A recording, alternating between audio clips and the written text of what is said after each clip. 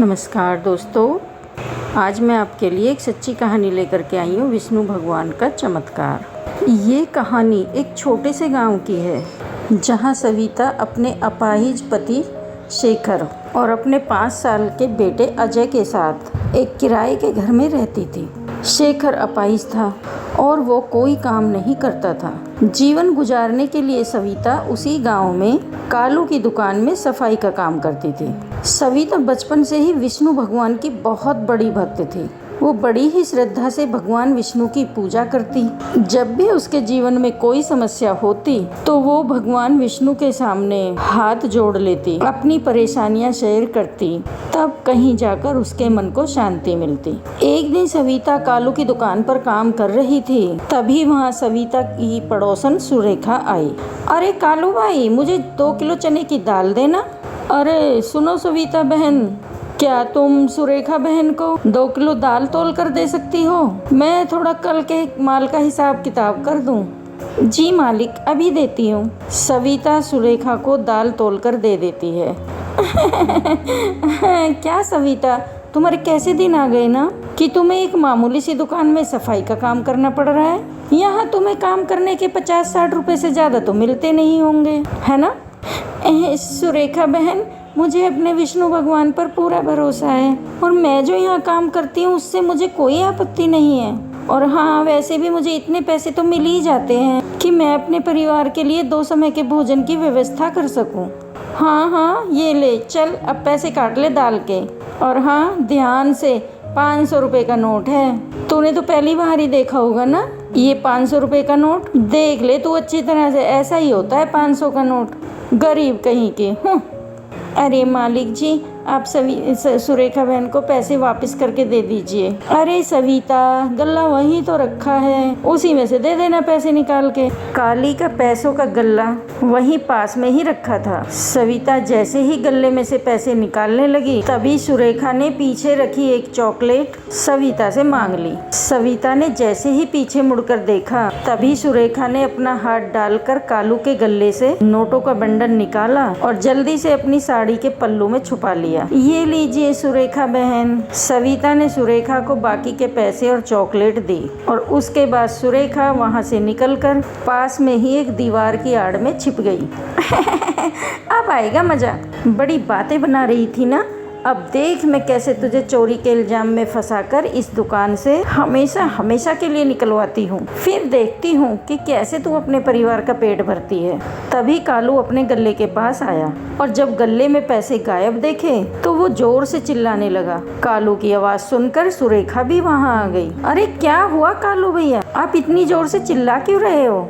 अरे सविता बहन, गले में पैसे रखे थे, न जाने कहाँ चले गए। अभी तो मैंने 10,000 के नोटों का बंडल रखा था इसमें, अब वो पैसे कहीं दिख नहीं रहे। मालिक, मुझे नहीं पता, मैंने तो केवल सुरेखा बहन को गले से छुट्टे पैसे दिए थे, मैंने गले से पैसे नहीं निकाले। अरे तूने नहीं निकाले तो कहाँ चले गए? तेरे सिवा यहाँ आया भी तो नहीं है कोई गले के पास। सीधे तरीके से पैसे निकाल दे सविता बहन। अरे कालू भाई, इस तरह के गरीब औरतों को मैं बहुत अच्छे से जानती हूँ। ये पहले काम करने के इरादे से दुकान में अंदर घुसती हैं और फिर धीरे धीरे करके चोरी करना शुरू कर देती हैं। आप चिंता मत कीजिए, मैं अभी इसकी तलाशी लेती हूँ। सुरेखा सविता के पास आई और उसकी तलाशी लेने लगी। तभी सुरेखा ने चुपके से अपने पल्लू में से 10,000 नोटों का बंडल निकालकर सविता की साड़ी के पल्लू में छुपा दिया और झट से वही बंडल निकालकर कालू को दिखाया। ये देखिए कालू भाई, ये रहे आपके 10,000 रुपए। इस सविता ने पीछे अपनी साड़ी के पल्लू में छुपा रखे थे। ये सब क्या है सविता बहन? मैंने तुझे एक गरीब समझकर अपनी दुकान में काम दिया और तू मेरी ही दुकान में चोरी कर रही है। अरे तूने ना जाने अब तक कितनी चोरियां की होंगी मेरी दुकान से। नहीं मालिक, मैंने ये पैसे नहीं चुराए। मैंने आज तक आपकी दुकान से कुछ नहीं चुराया, मेरा विश्वास कीजिए, मैंने नहीं चुराए ये पैसे। कालू ने सविता की एक नहीं सुनी और उसे धक्के देकर वहाँ से निकाल दिया। सविता गिड़गिड़ाती रही, रोती रही, अपनी बेगुनाही साबित करती रही, लेकिन कालू ने एक नहीं सुनी। सविता रोते रोते अपने घर पहुंची और अपने पति और बेटे को सारी बात बताई। सविता रोज काम की तलाश में घूमती रही, पर कालू ने सविता के बारे में पूरे गाँव को बता दिया था, इसीलिए सविता को कोई भी काम नहीं दे रहा रहा था। सविता काफ़ी परेशान हो गई। उसके भूखे मरने की नौबत आ गई। अब हमारे घर का क्या होगा सविता? तुम्हें तो इस गांव में कोई काम देने को तैयार ही नहीं। अब हम क्या खाएंगे सविता? हमारा जीवन कैसे चलेगा? भगवान विष्णु, आप तो सारी बात जानते हो ना कि मैंने उस दुकान में चोरी नहीं की, फिर भी मुझे उस चोरी के आरोप में दोषी करार दिया गया। अब मैं क्या करूं भगवान? मेरे घर में अन्न का एक दाना नहीं है। मेरा बच्चा, मेरा अपाहिज पति और मैं, हम काफ़ी दिनों से भूखे हैं। हम पर अपनी कृपा कीजिए भगवान, हमें इस समस्या से बाहर निकालिए। इस गांव में तो मुझे हर कोई चोर कह रहा है। अब आप ही कोई चमत्कार कीजिए प्रभु, ताकि मेरी सारी समस्या दूर हो जाए और हम इस दुख भरे समय से बाहर निकल आए। हमारी रक्षा कीजिए। सविता भगवान विष्णु से प्रार्थना कर ही रही थी कि उसका मकान मालिक किशोर वहां आया। चलो चलो, मेरा घर खाली करो। मैं अब अपने घर में ऐसे चोर लोगों को जगह नहीं दे सकता, वरना कल को पता चला तो तुमने तो मेरे ही घर में हाथ साफ कर दिया। चलो चलो, जल्दी से मेरा घर खाली करो। अरे किशोर भाई, ये आप क्या कह रहे हो? मैं गरीब अपने अपाहिज पति और छोटे बच्चे को लेकर कहाँ जाऊँ? मुझ गरीब पर रहम करो, हमें इस घर से मत निकालो। मैं समय से तो आपका सारा किराया देती हूँ ना। किशोर ने सविता की एक नहीं सुनी और उसके सामान के साथ साथ उसके पति और बच्चे को भी घर से निकाल दिया। घर में ताला लगाकर वो वहाँ से चला गया। सविता रोते रोते सुरेखा के पास आई और उसे सारी दास्तान बताई। सुरेखा बहन, मैं आपसे विनती करती हूँ, मुझ गरीब की सहायता करो। ऐसी हालत में मैं अपने अपाहिज पति और छोटे बच्चे को लेकर कहाँ जाऊँगी?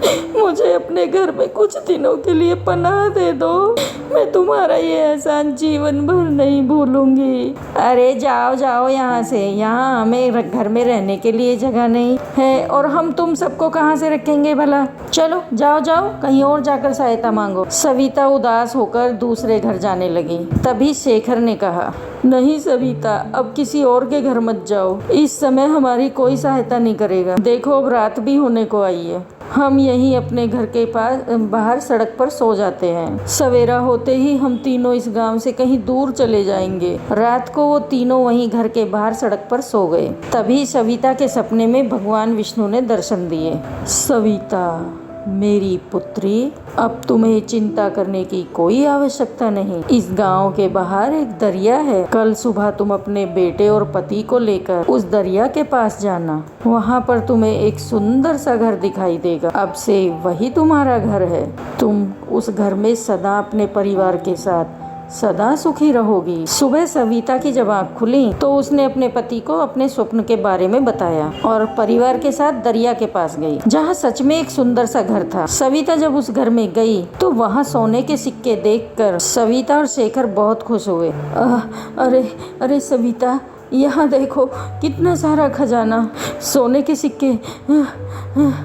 हाँ हाँ, ये हमारे भगवान विष्णु जी की कृपा है। देखिए, उन्होंने मेरी प्रार्थना सुन ली और हमें आशीर्वाद के रूप में इतना सब दे दिया। सविता और शेखर ने भगवान विष्णु की पूरी श्रद्धा के साथ पूजा की और उस घर में खुशी खुशी रहने लगे। एक दिन शेखर दरिया के पास बैठा सोने के सिक्के गिन रहा था कि तभी वहाँ कुछ डाकू आ गए। वो शेखर के पास इतने सारे सोने के सिक्के देखकर हक्का बक्का रह गए। शेखर ने डाकुओं को देखकर वो सोने के सिक्के उठाए और तेजी से अपने घर की तरफ भागा। वो सारे डाकू भी शेखर के पीछे पीछे भागे। तभी शेखर तेजी से घर में घुस गया और जोर जोर से हाँफने लगा। इधर सारे डाकू हैरान हो गए कि आखिर शेखर गया कहाँ, क्योंकि वो घर केवल सविता और उसके परिवार वालों को ही दिखाई देता था और किसी को नहीं। क्या हुआ जी, आप इतना कांप क्यों रहे हो?